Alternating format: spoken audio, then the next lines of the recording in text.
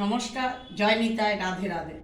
খেতে বসেছি। আজকে দুপুরে রেসিপি করেছি বাঁধাকপির তরকারি মটরশুঁটি দিয়ে, তার সাথে বেগুন ভাজা শীতের, আর আলু সিদ্ধ, আর এই কাঁচা লঙ্কা দিয়ে আলু সিদ্ধ দিয়ে বেগুন ভাজা দিয়ে ঘি দিয়ে কে ভালো না বাসে অমৃত খাওয়া।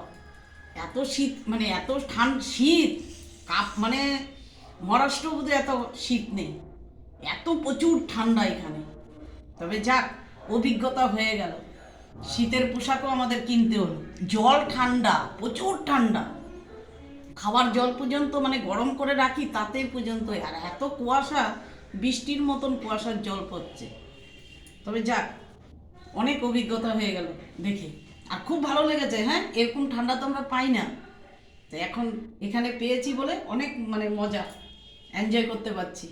তবে আজকে শীতের রান্না জন্য আমি বাঁধাকপির তরকারি আর এই বেগুন ভাজা আর গরম ভাতের সাথে আলু সিদ্ধ, কাঁচা লঙ্কা মাখা, কত টেস্ট।